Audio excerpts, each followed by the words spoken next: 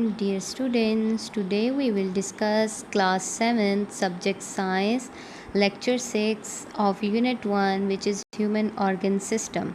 इस यूनिट में हम डिस्कस कर रहे हैं कि किस तरह से ऑर्गन सिस्टम बनते हैं और वो ह्यूमन बॉडी में अपने फंक्शन किस तरह से परफॉर्म करते हैं. ठीक है. Learning outcomes. Student, you will able to describe the difference between respiration and breathing, the causes of pneumonia and asthma, the prevention of influenza and lung cancer after lecture. Now move to the topic. Breathing versus respiration. All living organisms require both breathing and respiration. जितने भी living organisms हैं उन्हें breathing और respiration दोनों की ज़रूरत होती है. ठीक है. तो फिर देखते हैं कि ब्रीथिंग और रिस्पायरेशन में क्या डिफरेंस है. Breathing is a continuous process that involves both inhalation and exhalation. Breathing एक कॉन्टीन्यूस प्रोसेस है, मुसलसल चलता रहता है, जिसमें हम इनहेल करते हैं और एक्सहेल करते हैं. क्या चीज़? इनहेल करते हैं ऑक्सीजन को और एक्सहेल करते हैं कार्बन डाइऑक्साइड को. यानी कि ऑक्सीजन को अंदर लेके जाते हैं बॉडी के और बॉडी से कार्बन डाइऑक्साइड को बाहर निकालते हैं. ठीक है. And respiration, the process in which food is broken down into the cell to release energy, is known as respiration. Respiration को सेलुलर रिस्पायरेशन भी कहते हैं. ये वो प्रोसेस है जिसमें फूड की ब्रेक डाउन होती है. जो खुराक हम खाते हैं उसकी ब्रेक डाउन होती है सेल के अंदर और वहाँ से एनर्जी रिलीज़ होती है. जो एनर्जी हमें डिफरेंट वर्क परफॉर्म करने के लिए ज़रूरी होती है उसको कहते हैं रिस्पायरेशन. उस प्रोसेस को कहते हैं respiration. Breathing is a physical process. Breathing एक फ़िज़िकल प्रोसेस है. ठीक है. जिसमें हम intake of oxygen and expel out of carbon dioxide का करते हैं. ठीक है. एंड रिस्पायरेशन क्या है? It is a biochemical process. ये एक बायोकेमिकल प्रोसेस है जो विद इन द सेल होता है, सेल के अंदर होता है. ठीक है. Breathing is a part of respiration. Breathing भी रिस्पायरेशन का ही एक पार्ट है.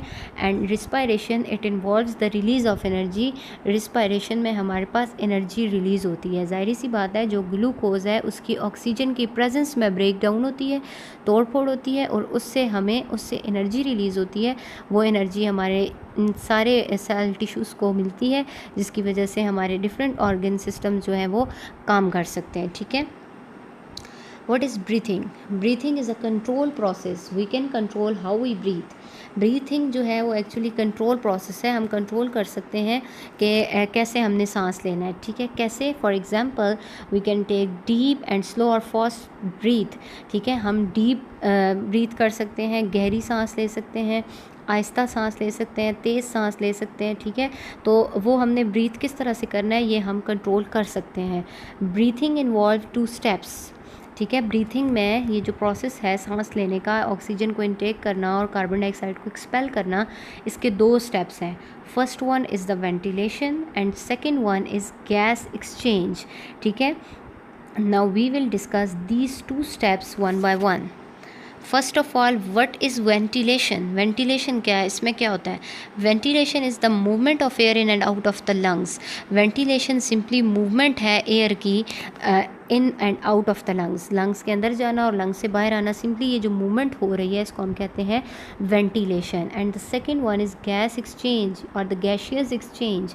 मतलब ये जो हमारे पास ऑक्सीजन और कार्बन डाइऑक्साइड है, ऑक्सीजन हम बाहर हवा से लेते हैं, अंदर जाती है हमारी बॉडी में, लंग्स में, और अंदर जो बॉडी में कार्बन डाइऑक्साइड है वो बाहर निकालते हैं. तो ये एक्सचेंज कैसे होता है? ठीक है. तो gas exchange is the absorption of oxygen from the lungs and release of CO2 carbon dioxide. तो जो गैस एक्सचेंज है इसमें हमारे पास क्या होता है कि जो ऑक्सीजन है वो एब्जॉर्ब होती है लंग के अंदर से और कार्बन डाइऑक्साइड जो है वो रिलीज़ हो जाती है. ये एक्सचेंज किस तरह से होता है कि एक लंग्स के अंदर एक स्ट्रक्चर प्रेजेंट होती है जिसको हम कहते हैं एल्वेओलाई. तो वहाँ पे ये गैशियस एक्सचेंज होती हैं. ये एक्सचेंज ऑफ गैसेस वहाँ पे होती है. ठीक है. नेक्स्ट है हमारे पास रिस्पायरेशन. रिस्पायरेशन क्या है? Respiration happens in the cell of our body. Respiration जो है वो हमारी बॉडी के सेल के अंदर होने वाला प्रोसेस है. So we can not control it. हम इसको कंट्रोल नहीं कर सकते. ठीक है. It is also called cellular respiration. इसको सेलुलर रिस्पायरेशन भी कहते हैं क्योंकि ये सेल के अंदर होती है. Respiration has only one step that release energy and produce carbon dioxide and water. इसका एक ही स्टेप है कि हमारे पास एनर्जी रिलीज़ होती है, कार्बन डाइऑक्साइड और वाटर भी साथ में प्रोड्यूस होता है, यानी कि ग्लूकोज की ब्रेकडाउन होती है ऑक्सीजन की प्रेजेंस में और हमारे पास एनर्जी रिलीज़ होती है, कार्बन डाइऑक्साइड और वाटर भी प्रोड्यूस होता है। ठीक है, इसको इक्वेशन की हेल्प से देख लेते हैं। जो हमारे पास ग्लूकोज है उसकी ब्रेकडाउन होगी ऑक्सीजन की प्रेजेंस में C6H12O6, ये ग्लूकोज का फॉर्मूला है। इस ग्लूकोज की ऑक्सीजन की प्रेजेंस में ब्रेकडाउन होगी, हमारे पास कार्बन डाइऑक्साइड, वाटर और एनर्जी रिलीज़ होगी। कार्बन डाइऑक्साइड जो है वो हमारी बॉडी से एक्सपेल हो जाती है, एनर्जी यूटिलाइज हो जाती है और वाटर भी जितना ज़रूरत होता है वो यूटिलाइज होता है, अदरवाइज़ एक्सपेल हो जाता है। ठीक है, नेक्स्ट है हमारे पास some common problems of respiratory system. Respiratory system के कुछ common problems. Some common problems of respiratory system are, respiratory system के कॉमन प्रॉब्लम्स कौन कौन से हैं? Pneumonia, influenza, asthma and lung cancer. Now we will discuss these problems one by one. First of all, pneumonia. What is pneumonia? Pneumonia is an infection of alveoli. Pneumonia जो है वो infection है alveoli का। alveoli जो है वो lung के अंदर वो स्पॉन्जी स्ट्रक्चर थी जहाँ पे गैशियस एक्सचेंज होता है, तो अगर उसमें इन्फेक्शन हो जाए तो हमारे पास जो डिजीज़ कॉज होती है उसे कहते हैं pneumonia. In pneumonia, tissue fluid accumulate in the alveoli, reducing the surface are exposed to the air which make it difficult for a person to breathe. इसमें निमोनिया में क्या होता है कि टिश्यू का जो फ्लूइड है, जो वहाँ से फ्लूइड रिलीज़ होता है, वो एक्यूमुलेट होना शुरू हो जाता है एल्वेलाई में।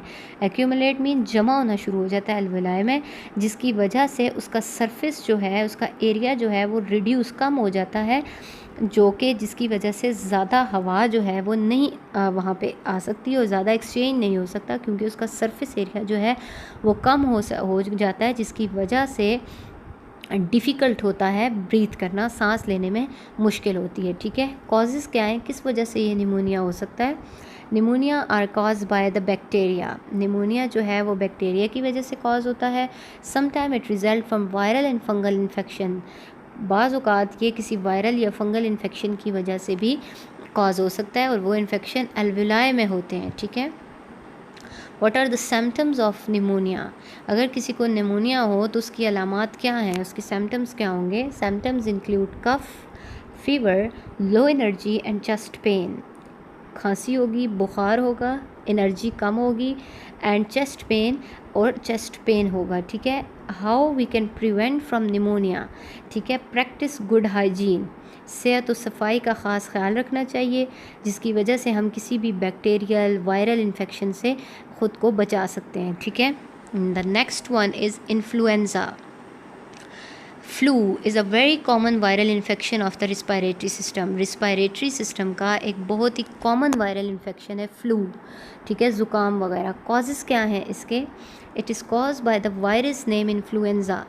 ये एक वायरस की वजह से होता है और उस वायरस का नाम है इन्फ्लुएंज़ा और इसे हम फ्लू कहते हैं। ठीक है, इस डिज़ीज़ को फ्लू कहते हैं, जिस वायरस की वजह से होता है उसको हम इन्फ्लुएंज़ा कहते हैं। What are the symptoms of influenza. Influenza के क्या सिम्टम्स हो सकते हैं? फीवर, बुखार, हेडेक, सर दर्द होता है एंड एक्सट्रीम फटीग, और बहुत शदीद जो है वो दर्द होता है। ठीक है, फटीग होता है, दर्द। प्रिवेंशन, किस तरह से हम ख़ुद को बचा सकते हैं? We can prevent from flu by washing hand, properly अपने हाथ जो हैं वो धोएं। Avoid close contact with the people who are sick, उन लोगों से थोड़ा दूर रहें, बहुत क्लोज ना जाएं जो बीमार होते हैं। And cover our mouth and nose when coughing और स्नीजिंग, जब हम खांसते हैं या छींक रहे होते हैं तो अपना माउथ जो है वो कवर करें, ताकि हमसे किसी दूसरे को भी ये डिज़ीज़ ना लग सके, और अगर कोई बीमार है तो उसके बहुत क्लोज नहीं जाना चाहिए। ठीक है, the next one is asthma, जिसको दमा भी कहते हैं। ठीक है, asthma is a condition in which our bronchial tube narrow and swell. Asthma वो कंडीशन है, वो डिसऑर्डर है जिसमें हमारी ब्रोंकियल ट्यूब यानी कि ट्रेकिया जब डिवाइड होता है ब्रोंकाई में, तो वो ब्रोंकियल ट्यूब्स जो हैं वो नैरो तंग हो जाती हैं और सूज जाती हैं, स्वेलअप हो जाती हैं। ठीक है, these contraction make more difficult to breathe in and out. उनकी कॉन्ट्रैक्शन, उनके सिकुड़ने की वजह से क्या होता है, सांस लेने में, इनटेक करने में और एक्सपेल करने में जो है वो डिफ़िकल्टी होती है, मुश्किल होती है। ठीक है, what are the causes of asthma? Initiated by dust, dust की वजह से, धूल की वजह से ये स्टार्ट हो जाती है। सिगरेट स्मोक, अगर कोई सिगरेट का स्मोक करता है तो उसकी वजह से ये स्टार्ट हो जाती है। And air particles to which person is allergic to, या हवा की वजह से, हवा में कुछ ऐसे पार्टिकल्स मौजूद होते हैं, तो अगर कुछ लोग उन पार्टिकल्स से एलर्जिक हैं, उन्हें एलर्जी है, तो उसकी वजह से भी एज़मा जो है वो स्टार्ट हो जाता है। And what are the prevention of asthma? To prevent asthma attack, identify and avoid the factor that initiated. ख़ुद को एज़मा अटैक से बचाने के लिए फ़र्स्ट ऑफ़ ऑल इसको आइडेंटिफाई करें, इसका पता चलाएं, और उसके बाद ऐसे फैक्टर्स से अवॉइड करें जो कि एज़मा को इनिशिएट करते हैं, मीन बढ़ाते हैं। ऐसे फैक्टर कौन कौन से हो सकते हैं? डस्ट या सिगरेट स्मोक या एयर पार्टिकल जिनसे कोई भी शख्स एलर्जिक होता है। ठीक है। The next one is lungs cancer. Lung cancer क्या होती है? Lungs cancer develop when the cell in lungs multiply abnormally. Lung cancer कब डिवेलप होती है? जब लंग के अंदर जो सेल हैं वो एबनॉर्मली मल्टीप्लाई होते हैं। एबनॉर्मली मतलब अपना जो नंबर है वो एबनॉर्मली इंक्रीज़ करते हैं, ज़्यादा हो जाते हैं, फॉर्मिंग अ ट्यूमर, जिसकी वजह से ट्यूमर बन जाता है, गिल्टी सी बन जाती है। ठीक है। एंड डिस्टर्ब नॉर्मल टिश्यू, जिसके साथ साथ वो एबनॉर्मल सेल्स जो हैं वो नॉर्मल टिश्यूज़ को भी डिस्टर्ब कर देते हैं। ठीक है। What are the causes of lung cancer? Smoking tobacco, तंबाकू को स्मोक करना। Smoke of the cigarette contain many chemical, जो सिगरेट स्मोक करते हैं उसमें बहुत सारे ऐसे केमिकल्स होते हैं जिसकी वजह से कैंसर होती है। It contain tar which coat lining of lung and make them less able to take in oxygen.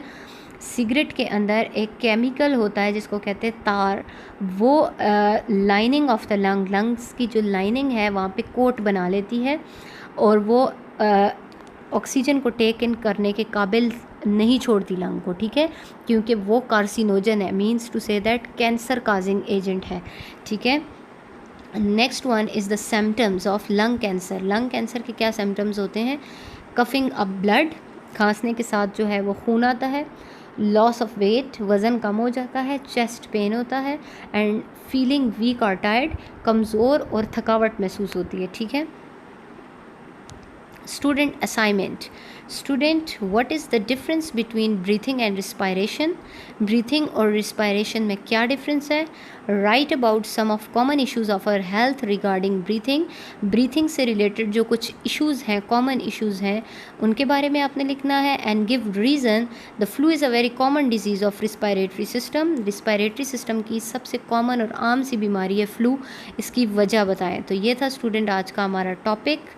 Thank you.